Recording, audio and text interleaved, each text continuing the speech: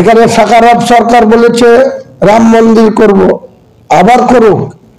একটা সাগর দিঘিতে শিলান্যাস করেছে আমি যখন 2024 সালে বলেছিলাম, তারপরে দেখবেন একজন এসে ওখানে সাগর দিঘিতে একটা রাম মন্দিরের শিলান্যাস করেছে। আমি তো নিষেধ করতে যাইনি, তার বিরোধিতাও করিনি। সাকারাত সরকার আবার বলেছে করবে, একটা কেন 26টা ব্লকে 26টা রাম মন্দির হোক, আমার কোনো বাধা নাই।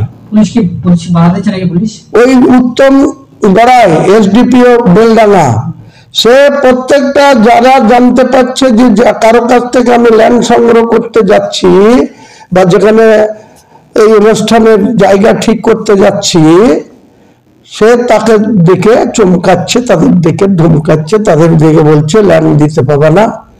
আরে কোন পুলিশ অফিসারের কি কে কার ল্যান্ড কাকে বিক্রি করবে তা দেখার দায়িত্ব? পুলিশ অফিসারের কাজ হচ্ছে কোন জায়গায় ল অ্যান্ড অর্ডার ব্রেক হলে সেটাকে গিয়ে শান্ত করা, ল অ্যান্ড অর্ডারকে কন্ট্রোল করা, এটা পুলিশের কাজ। আর এসএস এর দালালি করা কাজ। লালগোলায় দাদাগিরি করে 10টা জীবন শেষ করে দিয়েছে, বেলডাঙ্গাতে মনে করছো তুমি যা খুশি তাই করবে? বেলডাঙ্গার কার্তিক লড়াই দীর্ঘদিনের ঐতিহ্য, সেখানে দুনিয়ার পুলিশ থেকে করেছে, কোন মুসলিম তো কার্তিক লড়াইয়ের বিরোধিতা করেনি, আমরা তো কোনোদিন কার্তিক লড়াইয়ের বিরোধিতা করিনি। এখানে জগদ্ধাত্রী পুজো হয় বেলডাঙ্গা, চন্দননগরে সব থেকে বড় জাঁকজমট করে হয়।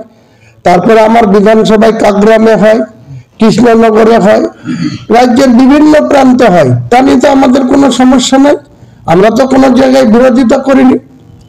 তাহলে এটা কি আরএসএস এর পরিচালিত সরকার চলছে নাকি, যেখানে আরএসএস এর মদতে জেলার এসপি বা জেলার বিভিন্ন থানার ওসি গুলা চলবে, আর আমাকে মুখ খুললেই আমাকে এইভাবে বলা হবে?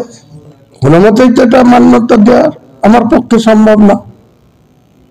আমি শান্তি ভাঙব না, কিন্তু শান্তিপূর্ণ প্রোগ্রামকে কেউ যদি অশান্তির প্রয়োজনা দেয়, তার মোকাবেলা করার জন্য আমি প্রস্তুত আছি আমি।